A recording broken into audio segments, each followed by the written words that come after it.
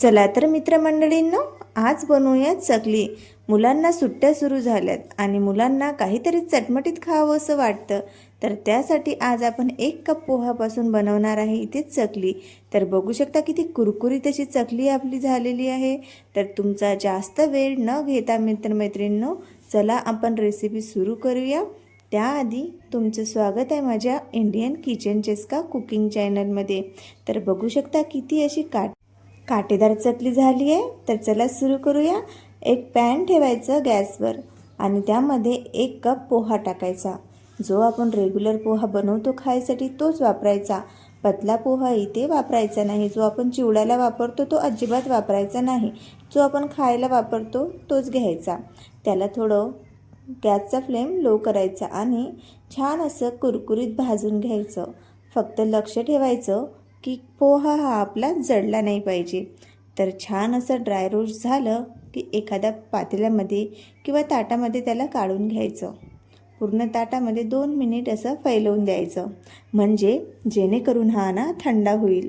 तर बघू शकता एवढा थंडा होतो की हाताने हा अलगद तुटतो आणि बोटाने असा दाबला की तो कुरकुरीत असा फुटायला लागतो।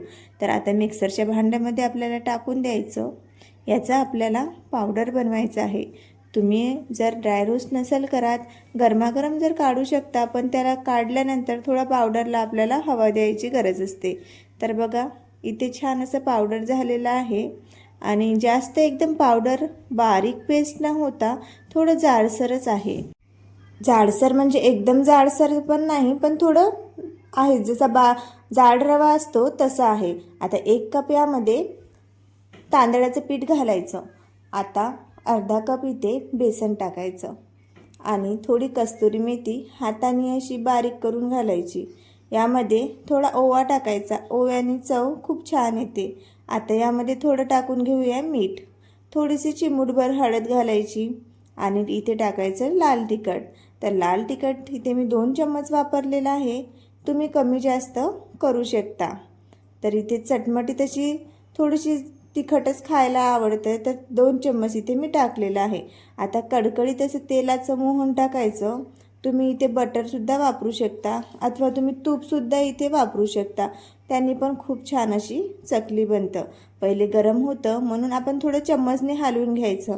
थोडं हाताला लागेल असं थोडं कोमट झालं की मग हाताने छान असं मिक्स करून घ्यायचं। आता मिक्सरच्या भांड्यामध्ये उकडलेले 2 बटाटे टाकायचे। बटाटे तुम्ही कमी जास्त करू शकता। थोडं पाणी टाकून याला पेस्ट करून घ्यायचं। बघू शकता अशी चिकट अशी पेस्ट बनते। यामध्ये पाणी थोडंच घालायचं, अजिबात जास्त घालू नका। आता बघा त्याच पेस्टमध्ये याला हाताने छान मळून घ्यायचं आहे। याला पाणी टाकायची गरज नाही आहे मित्रांनो, नाहीतर पाणी टाकलं तर हे मिश्रण पातळ होऊ शकतं आणि आपली चकली काटेदार अशी नाही बनणार। तर बघा हाताने असं छान असं मळायचं। जर तुम्हाला एकदम जास्त ड्राय वाटलं तर थोडं पाणी तुम्ही वापरायचं। आता इथे चकलीचा साचा घ्यायचा, जो काटेरी आहे तो बाहेरून ठेवायचा आणि आता साच्याला थोडं तेल लावून घ्यायचं, म्हणजे जेणेकरून खाली खाली सरकतं। आणि आता बघा थोडंसं आपलं मिश्रण घ्यायचं, गोल गोल करायचं आणि गोल गोल करून भांड्यामध्ये टाकून घ्यायचं। जेवढं बसतं तेवढं या भांड्यामध्ये टाकून घ्यायचं, बंद करायचं आणि इथे तेल गरम करायला ठेवलेलं होतं त्यामध्ये थोडा गोळा टाकून बघायचा। बघू शकता असे बॉल्स वर आले की आपलं तेल छान असं गरम झालेलं आहे। आता यामध्ये आपली चकली काढून घ्यायची। आपण जशी चकली दिवाळीला काढतो आपण तशी सुद्धा काढू शकतो, नाहीतर अशी आबडधोबड इकडे तिकडे अशी पण काढू शकतो। शेवटी त्याला आपण तोडूनच घेणार आहोत। तर बघा एका साईडने छान अशी कलर येईपर्यंत, नंतर मग दुसऱ्या साईडने असं करून उलटापालट करून चांगली गोल्डन कलर येईपर्यंत, खुसखुशीत होईपर्यंत त्याला भाजून घ्यायची आणि नंतर याचं एक्स्ट्रा तेल काढून घ्यायचं आणि उरलेली आपली ती पण आपण ह्याच पद्धतीने करून घ्यायची। फक्त थोडा 5 मिनिट त्याला हात न लावता तशीच होऊ द्यायची तेलामध्ये। आता बघू शकता कशी अशी कुरकुरीत आपली पोहा चकली झालेली आहे।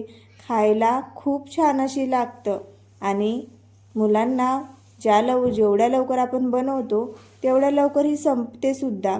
तर तुम्हाला हा व्हिडिओ कसा वाटला? चांगला वाटला असेल तर व्हिडिओला एक लाईक करा, चॅनलला सबस्क्राईब करा, म्हणजेच तुम्हाला असे नवीन नवीन व्हिडिओ पाहायला मिळतील.